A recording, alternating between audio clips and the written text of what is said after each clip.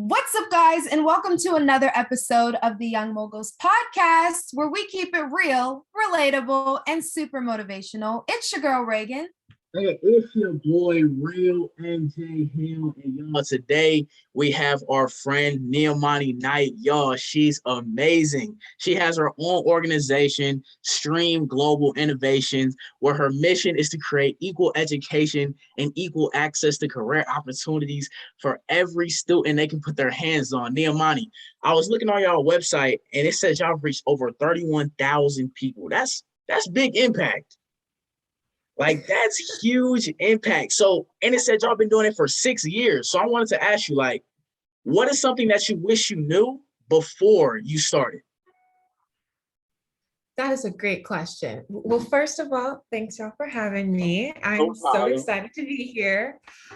Something I wish I would have known before I got started, probably just everything that goes into having a nonprofit. I got like tossed and kind of just wiggled my way through the nonprofit space because Yeah, I loved philanthropy work and just what I wanted to do is help my community. So most I definitely.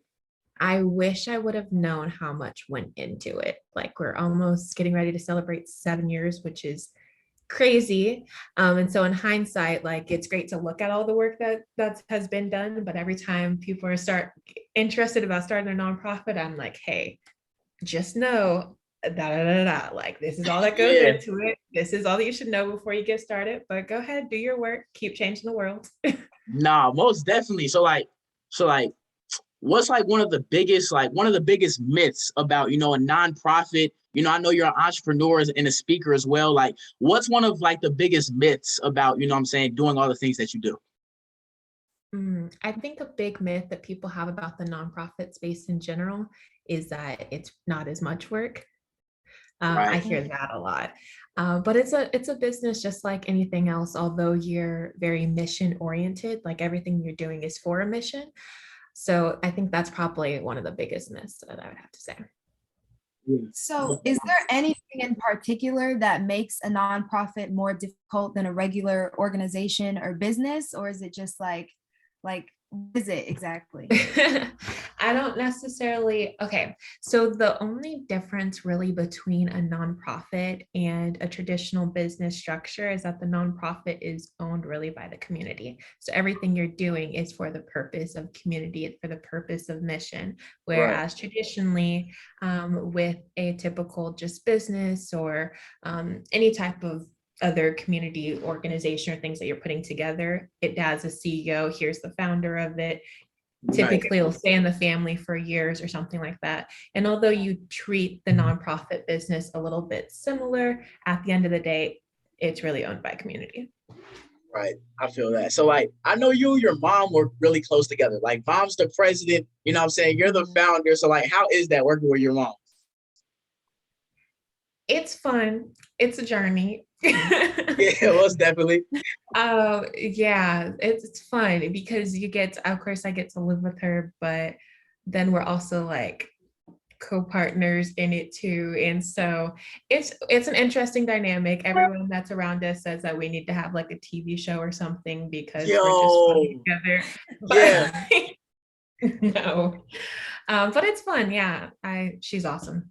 Yeah, yo, me and my dad, like we work really close together with our clothing brand, right? So like we literally got that same comment, like y'all need to be on reality TV, just going a day in the life. Cause yo, me and my pops, like I love my pops to death. That's my main guy. Like he's like literally like my best friend.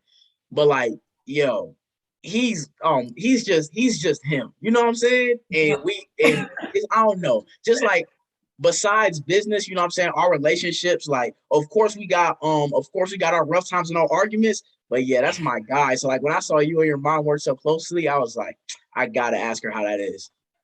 Yeah, it's fun. It's fun most days, but yeah, that working with your family, it's something. Yeah, facts. So I wanted to Um, ask you, like, what's one of like your biggest failures, and like what did you learn from that experience? Great question.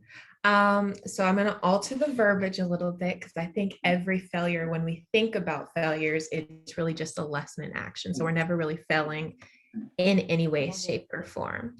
Um, one of those opportunities, and actually really wasn't on my part, but because of the result of it, I knew that this was never going to be experience I wanted to be in again. And so our second year doing stream, we're known traditionally for like these major expos that we do in these communities. It started off in like my home base city, where my principal and my superintendent, just very supportive, very, very sweet. And my principal was like, the entire 8th grade class is going to come. And then my superintendent was like, we're going to get this school and this school and this school to come.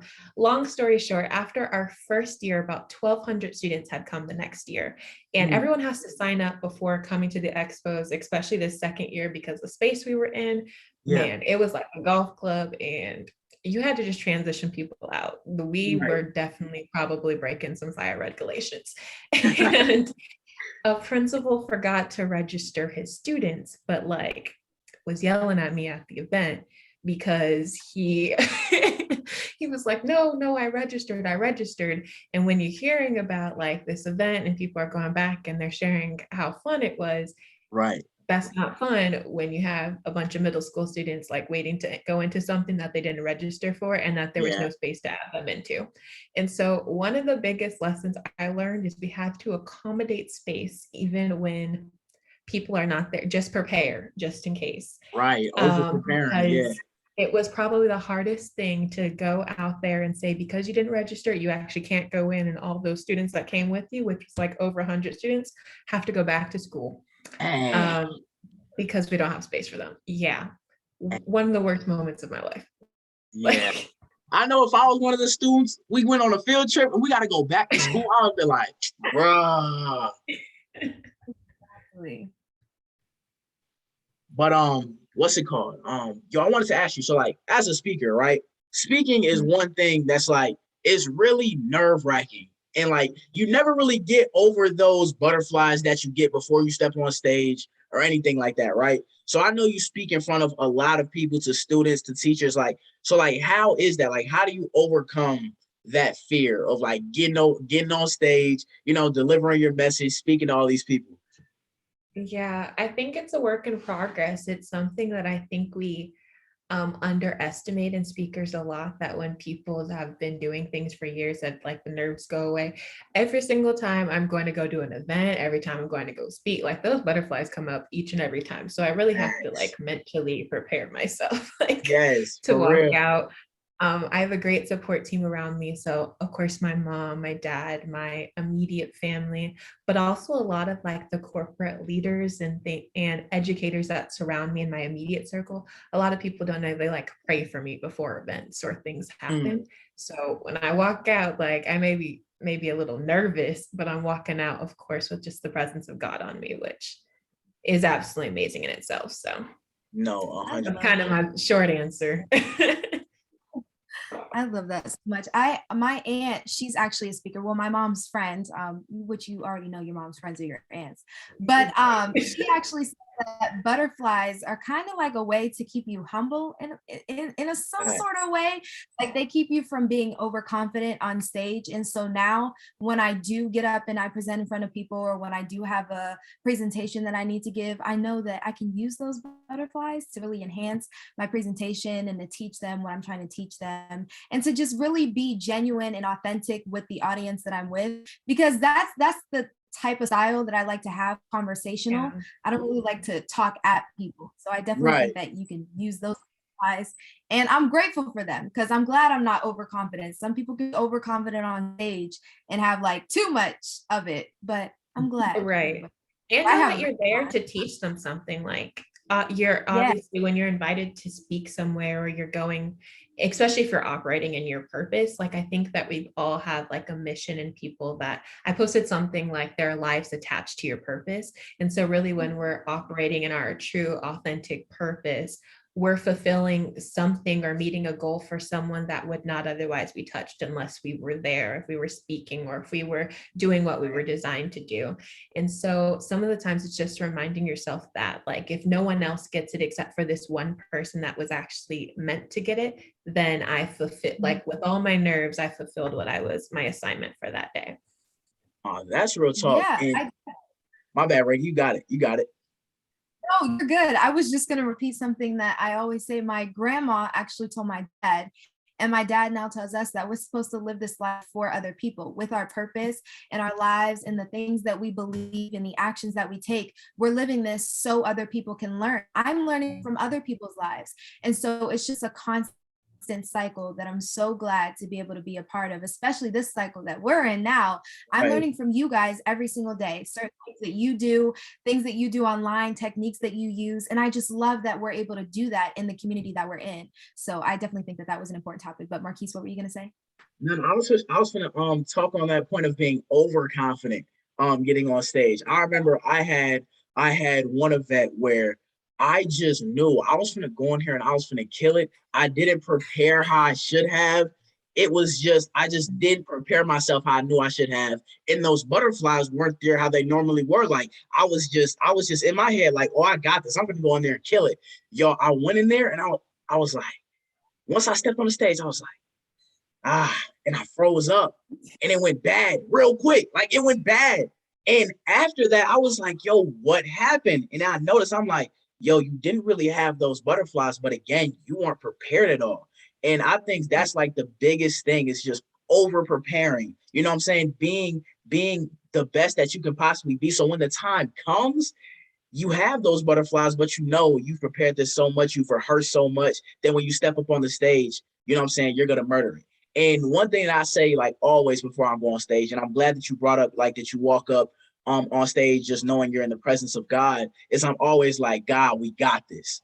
And I go up there, I'm like, God, we got this. And once I walk onto that stage, it's like, I'm with God. You know what I'm saying? It's all up to God. I'm like, God, speak through me, speak your words through me and allow my words to really touch whoever needs it. Because I think really looking from that perspective, like what you're about to say is going to impact somebody in their life in a huge way. I think that that allows you to overcome any fear, any of that. Like it allows you to overcome it because you're like, wow, I'm about to go on here and I'm about to help somebody either through their tough time. I'm about to inspire somebody to go after their dream. I'm going to inspire another person out there that wants to be a speaker. Like it's just so many different factors to just you stepping on that stage and using your gift. That's just, it's so huge. So yeah, I'm glad you definitely brought that up. Yeah, exactly. My mom or my parents, whoever's with me at the time before I go on a stage, both of them always pray with me. And one thing that I like to include in my prayer before I go is that every single person that I see or hears my voice today can walk away with something knowing that they can conquer and knowing they can fly with whatever dream or goal that they have a desire to accomplish. And so that's my goal. That's my mission for whatever person hears me speak, or even if they're out just like getting water cups, just listening on the inside, knowing that they can walk away with something that I was able to provide for them. And I do that. I always pray that before I do my speech. But I had a quick story really quick too about overconfidence. So we were at this outdoor event, right? And this is at the time I was probably like 13 and I still use like folders, papers and stuff. Now I'm glad God got me to the point to where I don't need anything and I could just, like go. But then I still needed like notebooks and a binder and stuff to do my presentation. And so all of a sudden, I just got this like burst of confidence, like 3 seconds into my presentation. And so I was holding my paper and I just slowly like started to turn it over and I put it down on the table next to me. And then 5 seconds after that, I was like, Reagan, why would you do that? And so the whole presentation just went like so south. Like I lost my point. I didn't even know what I was talking about, what I was encouraging. I'm so glad people still came up to me and asked me for my signature and pictures and stuff. I was like, okay, cool. You walked away knowing something. So that prayer worked. I mean, that's the last time I ever did that. Now I make sure I'm over prepared and I know what I'm going to say and I know what I want them to walk away with, whatever piece of information. But preparation is key. Long story short. Facts. Preparation is key. Facts. Yo, so oh my bad, you got it. No, go ahead. Nah, you got it. Okay. So Niamani, I want to ask you, what prompted you to start your nonprofit business? Was it an event or something that you've seen other people go through? Yeah. Or you could just share the story. A great story. Okay. So I always tell people I was the traditional middle school student. Like I know people have these revelations. They're like, hey, I'm going to just go change and conquer the world. No, I was playing basketball, minding my good business, Oh. just in my 8th grade year, getting ready to graduate, go to high school. And basically the community that I lived in at the time, like my mom especially was just very involved. She's always been like a big connector and wanting us to see all of the opportunities that were available to them. So long story short, a entrepreneurs academy had come to our area. And my mom was like, you know what? She looked at me one day driving to school and she said, you're going to put in an application for this program. And if you want to continue playing basketball, basically you're going to apply for it. And so I always tell people she voluntold me for it because I reluctantly did the application in the car. It was like due that morning, reluctantly did the application, got an interview and got called the same day saying that I had gotten to the program. So I was like, why like why did this why me out of all people? So I'm over here trying to figure out like how the heck do I tell like my basketball team this? I was a part of the starting 5. It was my 8th grade year. Our team was like that school that people did not like because we were undefeated like 3 years in a row. So people just already did not like our team. And so I was like, now I got to tell them that I can't make it to practice. Like I'll be at the games, but I can't come to practice some days. Long story short, my mom had already got that set up. And so when I went into the program, it was focused on teaching middle school students how to create products to sell and learn business like principles just at a young age. So you met with people like the mayor of the city to hear how he worked his way up to the position. You worked with business leaders. You got assigned like a website developer and a logo creator. And I was trying to figure out why I'm sitting in this program. Like, I really don't want to create a product to sell. I like science. I like math. I'm in a leg robotics class. What can I do to add to that? I am the youngest girl in my family. My sisters are older than I have a little brother, but I've always been exposed to like different opportunities because my mom would typically take me to work with her or pick me up after, and I get to go and meet with her coworkers and go to like their Saturday work events. And so expanding off of kind of STEM and STEAM, I was like, what can we do in the local community that gave every single student an opportunity just to have access? Like, I think when you remove all these barriers and everything out the way, if we just provide students access, what does that look like? And that's really how STREAM came about. I did some research, found some statistics, came up with an acronym that really encompassed what I thought was every single career opportunity out there, whether you're working in science, whether it be entrepreneurship, whether it be manufacturing. STREAM is science, technology, reading, engineering, arts, manufacturing, and then the underlying emphasis on entrepreneurship. And so really being able to hit all of those topics and work with industries from small, medium, and large size companies, anywhere from your Lockheeds to your Netflix, to your local mom and pop shop, to the student that built the next version of a desk, like encompassing all of that was really how STREAM came about. And 7 years later, and we're still here. So. Wow, that's beautiful. I still that's can't amazing. 7 years. It's a long time. Like, I'm trying to figure that out too. There's people like, they're like, I watched you grow up. And because I met them when I was like 13. And of course now I'm 20. And so it's an interesting story and it's crazy to see how it's grown, but it's fun. Wow. Oh, for real. So speaking of time-wise, where do you see this going in the next 10 years or so? So STREAM is constantly expanding. This vision is something that I'll say I didn't even know that it would probably be in existence for 7 years. So like now thinking 10 more years down the line is crazy to see. But I always tell people like, I'm never going to stop this mission until every single student has access, no matter what their zip code is, no matter what their background is, no matter what opportunities were afforded to their parents or their grandparents. Like, my mission is just to make sure that no matter where you are, you have this opportunity provided to you. And so STREAM's always going to be in existence. I think to keep expanding and to keep growing, I would love to help some with like how the way education is written out, because if we can teach students some of the things that I get to learn outside of the classroom and to be able to meet with all of these cool people before they graduate or before they have to go out and start their own businesses just to get these opportunities, that would be awesome. So I'm kind of working on that, but I don't know what that looks like. We'll see. What's your favorite part about, you know what I'm saying, having these different expos, going to these different schools? Like, what's your favorite part about running all of these things? Okay, there's two things that are my favorite. Okay. One, I would say being a voice to the voiceless. Like, I realize that I've been given a voice and given an opportunity to be in rooms that many are not afforded the chance. So I get to sit and speak with a lot of decision makers, which has been great, and really just hear other sides and challenge things that I think should be afforded to students earlier. So that's Right. been a fun process, especially as I'm growing up and learning more sides of it. Like when I was 13, I could only do so much, but now being outside, like graduating middle school, graduating high school, you kind of learn more sides of the organization and learn more sides of what are the roadblocks in place and how can you help kind of lessen those. Secondly, I think just as anyone, the smiles on people's faces, like at the events, from the companies to the students, like no matter what stress, no matter what headache you go through just to make something happen, when you get to event day and like see that, everything's worth it. Yeah.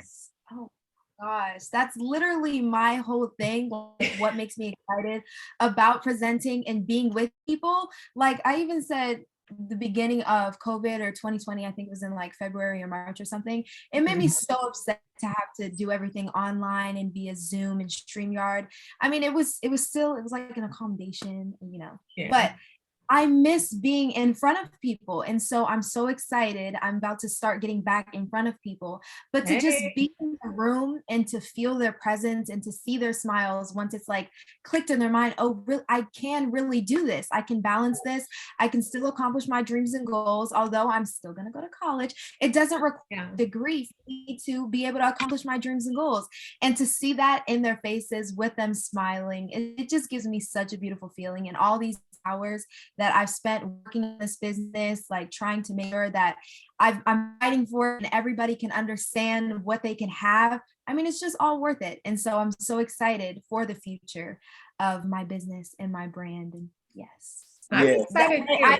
I love watching you guys grow. Like that has honestly, I would say during COVID, like one of my highlights has been finding like other young people that are doing big things and having time to really focus on it and encourage it, because I think before I probably just didn't have as much time to look at it, but now I get to like keep up a little bit, even though I'm from a distance. I'm like, go ahead, Reagan, and go ahead, Marquise. Like, no, that's real talk. Like, I'm so glad that I got to meet you, Reagan. I remember like I forgot what grade I was in, but y'all remember when we did that video? It was like that book video where like we wrote that positive, and then we like do the book.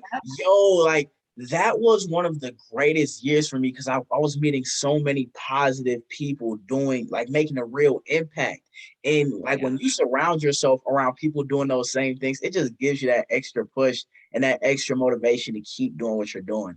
And I'm so blessed to be able to see all of us, like we've grown so much and like really like took where we've been to a whole nother level. And it's just been, it's been a blessing. And to relate to y'all points of like just seeing the smiles on people's faces, my biggest, like the thing that I love the most about speaking and really making my videos and stuff like that, like the book and everything, is just hearing the responses of other people. Like the other day I was at a football game for my high school, and this kitty walked up to me and he's like, yo, I know you don't know me and you probably don't know who I am, but I watch your videos and yo, you had such a huge impact on my life, and you've really changed my life. And I just want to say, yo, keep doing what you're doing. And right there, I was like, dang, yo, that's dope. Just being able to have that impact on people is just a blessing. And I'm blessed to have, you know, my gift and be able to use it the way I use it. Like it's just, man, I can't even put it into words. I know. I totally understand what you're saying. Like I used to go to high school. I only went like the first 2 months of ninth grade, I believe. And then I switched to online. But so I grew up with these people since like kindergarten or first grade or third grade, whenever they had decided to come. I've grown up with them. I've never moved to a different house. I've moved to different schools a couple times, but these main people at Austin Town, like I've had them forever. I've been friends with them forever. And so when I left, everybody was reaching out to me trying to see where I went and everything. And so the couple times I do go back to my school, people are like, oh my gosh, Reagan, is that you? How's the book going? How's traveling? I see what you're doing. It's so amazing. And the crazy thing is, like, I remember being in art class and they're like, oh, Reagan, I can see you on YouTube. And it would be like embarrassment for me. I don't know why, but I would just hate listening to myself while I'm sitting right there and they're watching me. But I mean, now they're just so supportive and they're like, Reagan, I love what you're doing. You're doing such an amazing job. And anytime they see me, they always come up and tell me that. And I'm like, I'm so glad that I let that embarrassment go, or I let my ego and my pride go, and I just stepped forward in what I was called to do, because it truly is making an impact people's lives. Your closest friends and family, they really are watching you. Like my mom, my dad, they would tell me all the time, your friends are watching you. So make sure you set an example and you truly be who you say you are being. And it really is. So I definitely have that point to relate on impact. No, real time. Look, Niamani, I just want to say thank you for coming on here and talking with us. This conversation was definitely one that had to be had. Like, I'm so glad that you gave us the opportunity to interview you. I really appreciate it. And before we end it out, for one, I want you to tell us real quick where everybody can find you on social media, how people can pour into your organization and help your mission. Just give that to us real quick.